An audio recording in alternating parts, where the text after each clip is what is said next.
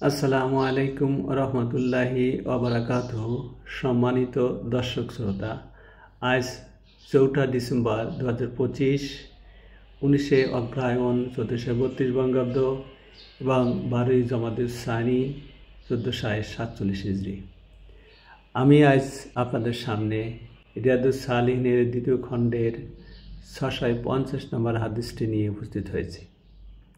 হজরত আবু মাসুদ উকবা ইবনে আমর বদরি রাদিয়াল্লাহু থেকে বর্ণিত, তিনি বলেছেন, নবী করিম সাল্লাল্লাহু আলাইহি সাল্লামের দরবারে এক ব্যক্তি এসে বলল, অমুকের কারণে ফজরের নামাজে আমার বিলম্ব হয়ে যায়, কারণ সে আমাদের নিয়ে খুব দীর্ঘ নামাজ পড়েন।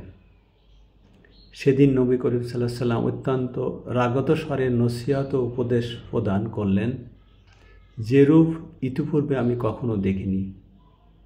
তিনি বললেন, হে লোক সকল, তোমাদের মধ্যে এমন কিছু লোক রয়েছে যারা লোকদের মধ্যে বিদ্বেষ সৃষ্টিকারী। অতএব তোমাদের মধ্যে হতে যে ব্যক্তি লোকদের ইমামতি করে সে যেন নামাজকে সংক্ষিপ্ত করে, কারণ তার পেছনে রয়েছে বৃদ্ধ, বালক, দুর্বল ও বাহ্য প্রস্রাবের প্রয়োজনে ব্যক্তিবর্গ।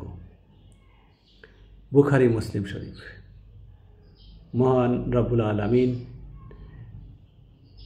আমাদের যারা নামাজে ইমামতি করেন তাদেরকে এ ব্যাপারে সজাগ করুন। আমিন।